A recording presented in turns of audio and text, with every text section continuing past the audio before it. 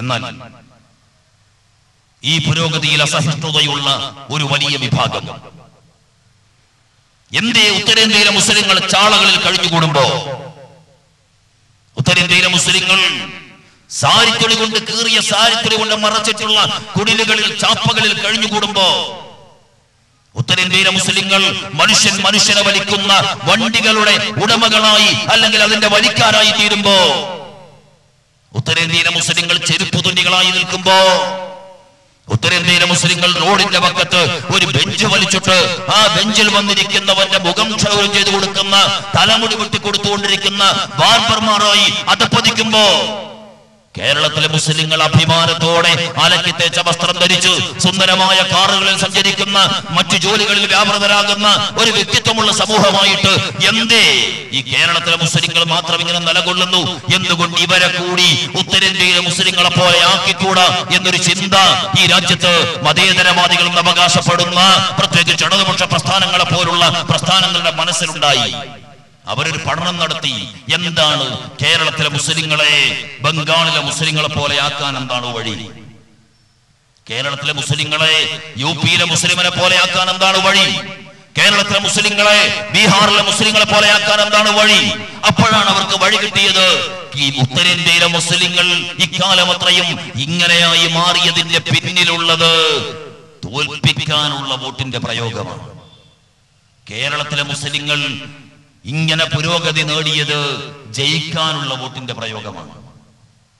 ജയിക്കാനുള്ള വോട്ടും തോൽപ്പിക്കാനുള്ള വോട്ടും. ഞാനിത് പറയുമ്പോ നിങ്ങൾക്ക് ചിലപ്പോ ഒറ്റവാക്കിൽ തിരിച്ചറിഞ്ഞില്ലെന്ന് വന്നേക്കാം. കാരണം തോൽപ്പിക്കാനുള്ള വോട്ട് ഒരർത്ഥത്തിൽ ജയിപ്പിക്കാനുള്ള വോട്ടാണ്. പക്ഷെ ഇവിടെ ഞാൻ തോൽപ്പിക്കാനുള്ള വോട്ട് എന്ന് പ്രയോഗിക്കുന്നത് വളരെ ബോധപൂർവമാണ്. ഉത്തരേന്ത്യയിലെ മുസ്ലിങ്ങളുടെ മുമ്പിൽ ഒരു ശത്രുവിനെ ചൂണ്ടിക്കാണിച്ചിട്ട് ആ ശത്രുവിനെ തോൽപ്പിക്കാൻ നിങ്ങൾ വോട്ട് ചെയ്യൂ എന്നാണ് ഉത്തരേന്ത്യയിലെ മുസ്ലിങ്ങളുടെ മുമ്പിൽ ഈ രാഷ്ട്രീയക്കാർ മുഴുവൻ ആവശ്യപ്പെട്ടത്. അതാ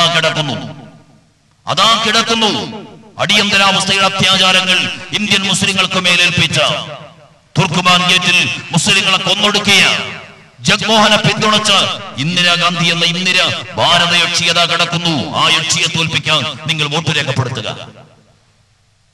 അതാ കിടക്കുന്നു രാമജന്മഭൂമിയിൽ ശിലാന്യാസത്തിന് നേതൃത്വം കൊടുത്ത, അയോധ്യയിൽ നിന്ന് നെറ്റിയിൽ സിന്ദൂര തിലകം ചാർത്തി തെരഞ്ഞെടുപ്പ് പ്രചരണം ആരംഭിച്ച, ബഗൽപൂരിൽ കലാപം നടന്നപ്പോ ആ കലാപത്തിൽ നിന്ന് മുസ്ലിങ്ങളെ രക്ഷിക്കാനാവാത്ത കോൺഗ്രസ് രാജീവ് ഗാന്ധി ആ രാജീവിനെ മാറ്റൂ എന്നിട്ട് രാജ്യത്തെ രക്ഷിക്കൂ. അതാ കിടക്കുന്നു ബാബരി മസ്ജിദ് തകർക്കുമ്പോൾ നിർനിമേഷനായി നോക്കി നിന്ന നരസിംഹറാവുവും അദ്ദേഹത്തിന്റെ കോൺഗ്രസും അവരെ തോൽപ്പിക്കൂ. കഴിഞ്ഞ കുറെ കാലമായി ഉത്തരേന്ത്യയിലെ മുസ്ലിങ്ങൾ കേട്ട മുദ്രാവാക്യം ഇതാണ്: തോൽപ്പിക്കാനുള്ള ആഹ്വാനം. തോൽപ്പിക്കാനുള്ള ആഹ്വാനത്തിന്റെ ഒരു പ്രത്യേകത എന്താണെന്നറിയോ?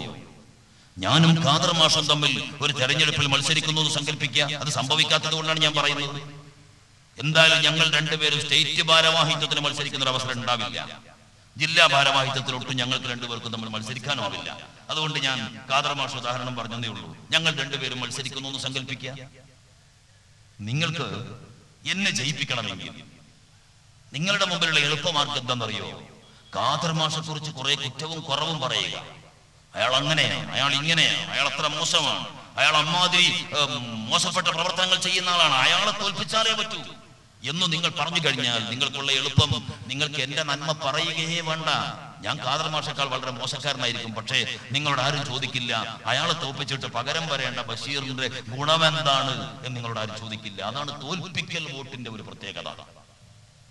ഉത്തരേന്ത്യയിൽ ഇന്ദിരയെ തോൽപ്പിക്കണം എന്ന ആഹ്വാനം മുഴങ്ങിയപ്പോ ഇന്ദിരക്ക് പകരം വരുന്നവന്റെ ഗുണം പരിശോധിക്കപ്പെട്ടില്ല. രാജീവിനെ തോൽപ്പിക്കണം എന്ന ആഹ്വാനം മുഴങ്ങിയപ്പോ രാജീവിന് പകരം വരുന്നവന്റെ ഗുണം പരിശോധിക്കപ്പെട്ടില്ല.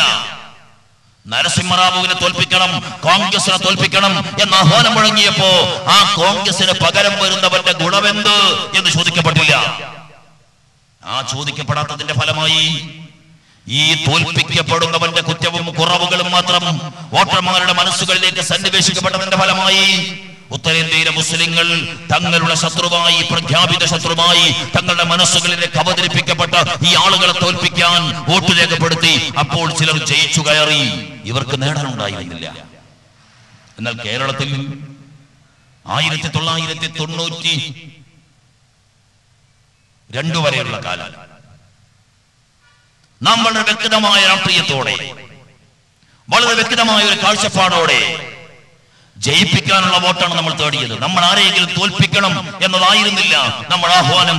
ഇന്നയാളെ ജയിപ്പിക്കണം എന്നതായിരുന്നു. ആ ജയിപ്പിക്കേണ്ടതിന്റെ ന്യായവും നമ്മൾ ഈ ജനതയോട് വിശദീകരിച്ച് പറഞ്ഞിരുന്നു. 92 കേരളക്കരയിലെ ഈ മുസ്ലിം സമാജം ആർജിച്ചെടുത്ത ഈ പുരോഗതിയിൽ മനോവിഷമം പൂണ്ട ആളുകൾ കേരളക്കരയിലേക്ക് മെല്ലെ കടന്നു വന്നു. കേരളത്തിന് പുറത്ത് ഈ തോൽപ്പിക്കലിന്റെ രാഷ്ട്രീയത്തിന് പ്രയോജനപ്പെടുത്തിയ ആളുകളുടെ രൂപവും ഭാവവുമുള്ള അതുപോലുള്ള ആളുകളെ കൂട്ടുപിടിച്ചുകൊണ്ട് ഉത്തരേന്ത്യയിൽ ഇതിന് പ്രയോജനപ്പെടുത്തിയത് ഡൽഹിയിലെ ഇമാമിനെയായിരുന്നു. കണ്ടാൽ ഡൽഹിയിലെ ഇമാമിനെ പോലെ തോന്നിപ്പിക്കുന്ന ചില മുല്ലമാരെ കേരളത്തിൽ അവർ വിലക്കെടുത്തു. ഉത്തരേന്ത്യയിൽ രാഷ്ട്രീയം പ്രയോഗിക്കാൻ അവർ കൂട്ടുപിടിച്ചത് ഡൽഹിയിലെ ഇമാമിന്റെ മകനെയായിരുന്നു. ആ മകനെ പോലെ തൊപ്പിവെക്കുന്ന മറ്റൊരാളെ കേരളത്തിൽ അവർ കൂട്ടുപിടിച്ചു. അവര് വികാരത്തിന്റെ രാഷ്ട്രീയം ജനതയുടെ മുമ്പിൽ വിളമ്പി. ആ വികാരത്തിന്റെ കുത്തൊഴുക്കിൽ ഈ സമൂഹത്തിന്റെ മുമ്പിൽ തെറ്റായ രാഷ്ട്രീയ പരിപ്രേക്ഷ്യങ്ങൾ അവതരിപ്പിച്ചു. ഇസ്ലാമിക ചരിത്രത്തെ പോലും ദുർവ്യാഖ്യാനം ചെയ്തുകൊണ്ടുള്ള അവതരണങ്ങൾ ഉണ്ടായി. വാക്കുകളിൽ നിന്ന് വികാരം അണപൊട്ടി ഒഴുകുമ്പോൾ ആ വികാരങ്ങൾ ഒരു പിടി യുവതയുടെ ഹൃദയത്തെ ആകെ ഏതോ ഒരു തലത്തിലേക്ക് കൊണ്ടുപോയപ്പോ തന്റെ മുന്നിൽ നിൽക്കുന്ന തന്റെ സഹജീവി ആരെന്ന് പോലും തിരിച്ചറിയാനാവാത്ത വിധം അവന്റെ കണ്ണുകൾ മഞ്ഞടിച്ചു പോയി. തന്റെ ഭൂതകാലത്തെ ആകെ വിസ്മരിച്ചതുപോലെ, വരാൻ പോകുന്ന ഒരു ഭാവിയെ കുറിച്ച് എങ്ങനെ ചിന്തിക്കണമെന്നറിയാത്തതുപോലെ നിലനിൽക്കുന്ന ഒരു വർത്തമാനത്തിന്റെ മുമ്പിൽ പകച്ചുപോയ ഒരു ജനതയാക്കി ഈ യുവതയുടെ മനസ്സിനെ തളച്ചിടാൻ ആ വികാര വിക്ഷോഭങ്ങൾക്ക് സാധിച്ചു. അതിന്റെ ഫലമായി തോൽപ്പിക്കലിന്റെ രാഷ്ട്രീയത്തിന്റെ പ്രയോഗം കേരളത്തിലും ആരംഭിച്ചു. പക്ഷേ മുസ്ലിം ലീഗ് അതിന്റെ ബൗദ്ധികമായ സമീപനത്തിലൂടെ, മുസ്ലിം ലീഗ് അതിന്റെ ബൗദ്ധികമായ നിലപാടുകളിലൂടെ ഈ തോൽപ്പിക്കലിന്റെ രാഷ്ട്രീയത്തെ ഒരു പരിധിവരെ മറികടന്നു. എന്നാൽ കഴിഞ്ഞ നിയമസഭാ തെരഞ്ഞെടുപ്പിൽ ആ തോൽപ്പിക്കലിന്റെ രാഷ്ട്രീയം അതിന്റെ പരമാവധി അറ്റത്തേക്ക് കടന്നുപോയി. ചിലർ ജയിച്ചു വന്നു. ആ ജയിച്ചു വന്നിട്ട് എന്താണ് ഈ കേരളക്കരയിലെ ജനതക്ക്, കേരളക്കരയിലെ മുസ്ലിങ്ങൾക്ക് അവരെന്താണ് സമ്മാനിക്കുന്നത് എന്ന് വിലയിരുത്താൻ ഒരവസരമുണ്ടായി. ഒരുപക്ഷേ വിശുദ്ധ ഖുർആൻ പറയുന്നുണ്ട്, നിങ്ങൾക്ക് വേണ്ടി ആഗ്രഹിക്കുന്ന സന്തോഷകരമായ സംഗതികൾ നിങ്ങൾക്കത് ദുഷിച്ചതായി തീർന്നേക്കാം. നിങ്ങൾക്ക് മേൽ വെറുക്കുന്ന ദുഷിച്ച സംഗതികൾ നിങ്ങൾക്ക് സൽഫലങ്ങളായും അനുഭവപ്പെട്ടേക്കാം എന്ന് വിശുദ്ധ ഖുർആനിൽ ഒരു വചനമുണ്ട്. കഴിഞ്ഞ ആ തെരഞ്ഞെടുപ്പിലെ മുസ്ലിം ലീഗിന്റെ തോൽവി നമ്മളെയൊക്കെ ദുഃഖിപ്പിച്ചതാണ്. പക്ഷെ ഞാൻ ഇപ്പോൾ മനസ്സിലാക്കുന്നു, ആ തോൽവി യഥാർത്ഥത്തിൽ ഈ സമാജത്തിന്റെ ഒരു നന്മക്ക് വേണ്ടി, ഈ സമാജത്തിന്റെ ഒരു തിരിച്ചറിവിന് വേണ്ടി കഴിഞ്ഞ നാളുകളിൽ തോൽപ്പിക്കലിന്റെ വോട്ടിനെതിരെ ബൗദ്ധികതയുടെ പ്രതിരോധം തീർക്കാൻ കഴിഞ്ഞ ഒരു സമാജത്തെ തോൽപ്പിക്കലിന്റെ വോട്ടിന്റെ പ്രയോഗത്തിന്റെ വഴിയിലേക്ക് എത്തിച്ചിട്ട് നിങ്ങൾ എന്തു നേടി എന്ന് വിലയിരുത്താൻ, ഒരാത്മപരിശോധന നടത്താൻ ഈ സമാജത്തിന് അള്ളാഹു നൽകിയ ഒരവസരമായിട്ടാണ് കഴിഞ്ഞ തെരഞ്ഞെടുപ്പിലെ കേരളത്തിന്റെ ജനവിധിയെ ഞാൻ നോക്കിക്കാണുന്നത്. ഇന്നെന്താ സംഭവിക്കുന്നത്? കേരളത്തിൽ ഇടതുപക്ഷ ജനാധിപത്യ മുന്നണി അധികാരത്തിലുണ്ട്.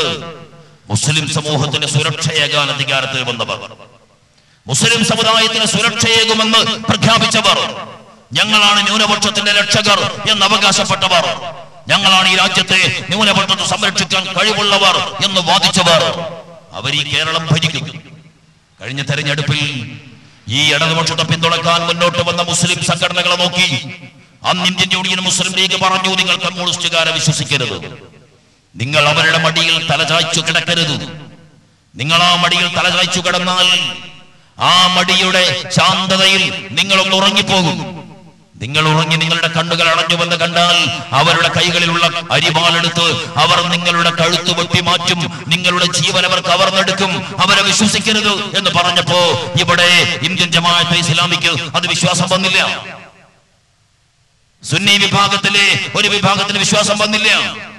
വേറെ ചില പ്രസ്ഥാനങ്ങൾക്ക് അത് വിശ്വാസം വന്നില്ല. അവർ വിചാരിച്ചു ഇത് മുസ്ലിം ലീഗ് അവരുടെ അധികാര താല്പര്യത്തിന് വേണ്ടി പറയുന്നതാണ്. പക്ഷേ ഇപ്പോഴിതാ ഇടതുപക്ഷം കേരളക്കര ഭരിക്കുന്നു. കഴിഞ്ഞ 2 കൊല്ലത്തിലധികമായി ഇടതുപക്ഷം കേരളക്കര വാണരുളുന്നു. എന്താണ് കേരളത്തിൽ ഈ മുസ്ലിങ്ങൾക്കായി ഇടതുപക്ഷ ജനാധിപത്യ മുന്നണി എന്താണ് സമ്മാനിച്ചത്? ഒരു വിലയിരുത്തൽ നിങ്ങൾ നടത്തുമോ?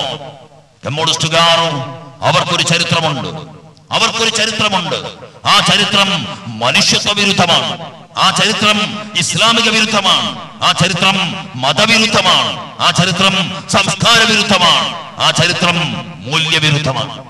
കേവലം ഏതെങ്കിലും ഒരു ജനതയുടെ മാത്രം ശത്രുവാണ് കമ്മ്യൂണിസ്റ്റുകാർ എന്നാരെങ്കിലും ധരിക്കുന്നുവെങ്കിൽ നിങ്ങൾക്ക് തെറ്റി. കമ്മ്യൂണിസം മാനവതയുടെ ശത്രുപക്ഷത്ത് നിലകൊള്ളുന്ന ഒരു പ്രസ്ഥാനമാണ്, ഒരു ചിന്തയാണ്. അവർക്ക് അധികാരമേ വേണ്ടൂ. അധികാരത്തിന് വേണ്ടി അവരെന്തും ചെയ്യും. അധികാരത്തിന് വേണ്ടി അവരെന്തും ചെയ്യും. അധികാരത്തിന് വേണ്ടി അവരിവിടെ ചോരച്ചാലുകൾ ഒഴുക്കും. അധികാരത്തിന് വേണ്ടി അവർ വർഗീയ കലാപങ്ങൾ സൃഷ്ടിക്കും. അധികാരത്തിന് വേണ്ടി അവർ മനുഷ്യന്റെ തല കൊയ്യും. അധികാരത്തിന് വേണ്ടി അവർ സമൂഹങ്ങളെ തമ്മിൽ അടുപ്പിക്കും. അധികാരത്തിന് വേണ്ടി അവർ മൂല്യങ്ങളെ ചവിട്ടിമതിക്കും. അധികാരത്തിന് വേണ്ടി അവരെല്ലാ വൃത്തികെട്ട ഏർപ്പാടുകളും ചെയ്യും. ഞാനിത് പറയുന്നത് കേവലം ഒരു എതിർ രാഷ്ട്രീയ പ്രസ്ഥാനത്തെ വിമർശിക്കുക എന്ന ലക്ഷ്യത്തോടെയല്ല. നുണ പറഞ്ഞൊരു രാഷ്ട്രീയം നടത്തേണ്ട ഗതികേട് ഇന്ത്യൻ യൂണിയൻ മുസ്ലിം ലീഗ് എന്ന രാഷ്ട്രീയ പ്രസ്ഥാനത്തിനെ ബാധിച്ചിട്ടില്ല. സത്യം പറഞ്ഞു തന്നെ ഈ രാഷ്ട്രീയം വിജയത്തിന്റെ പാതയിലേക്ക് കൊണ്ടുപോകാൻ സാധിക്കും എന്നുറപ്പുള്ള രാഷ്ട്രീയ പ്രസ്ഥാനമാണ് ഇന്ത്യൻ യൂണിയൻ മുസ്ലിം ലീഗ്. ഞങ്ങൾക്ക് രണ്ട് മുഖമില്ല, ഞങ്ങൾക്ക് രണ്ട് ശൈലിയുമില്ല. ഞങ്ങൾക്ക് ഒരു മുഖമേ ഉള്ളൂ, ഒരു ശൈലിയേ ഉള്ളൂ. അത് പാണക്കാട് സയ്യിദ് മുഹമ്മദ് അലി ശിഹാബ് തങ്ങൾ പ്രതിനിധാനം ചെയ്യുന്ന സത്യത്തിന്റെ വെളിച്ചത്തിന്റെ ശൈലിയാണ്. ആ ശൈലിയാണ് മുസ്ലിം ലീഗ് ഉയർത്തിപ്പിടിക്കുന്നത്. നിങ്ങൾ കമ്മ്യൂണിസ്റ്റ് പാർട്ടിയെ കുറിച്ചൊന്ന് പരിശോധിക്കൂ. കേരളക്കരയിൽ വർഗീയ കലാപങ്ങളെ കുറിച്ച് അന്വേഷിക്കാൻ നിയോഗിക്കപ്പെട്ട രണ്ട് കമ്മീഷനുകളെ കേരളത്തിലുണ്ടായിട്ടുള്ളൂ. ഒന്ന് 1970 തലശ്ശേരി കലാപത്തെ കുറിച്ച് പഠിക്കാൻ നിയോഗിച്ച ജസ്റ്റിസ് വിധേയത്തിൽ കമ്മീഷൻ. ആ വിധേയത്തിൽ കമ്മീഷൻ തലശ്ശേരി കലാപത്തെ കുറിച്ച് പഠിച്ചു. എന്നിട്ട് ഗവൺമെന്റ് റിപ്പോർട്ട് കൊടുത്തു. എന്താണ് വിധേയത്തിൽ കമ്മീഷൻ റിപ്പോർട്ടിൽ പറയുന്നത്? വിധേയത്തിൽ കമ്മീഷന്റെ റിപ്പോർട്ടിൽ പറഞ്ഞു, തലശ്ശേരിയിലെ ഈ കലാപത്തിന്റെ തുടക്കം CPM-ന്റെ ലോക്കൽ കമ്മിറ്റി ഓഫീസിന്റെ വരാന്തയിൽ നിന്ന് മുസ്ലിം പള്ളിക്കു നേരെ ഉണ്ടായ കല്ലേറിൽ നിന്നാണ്.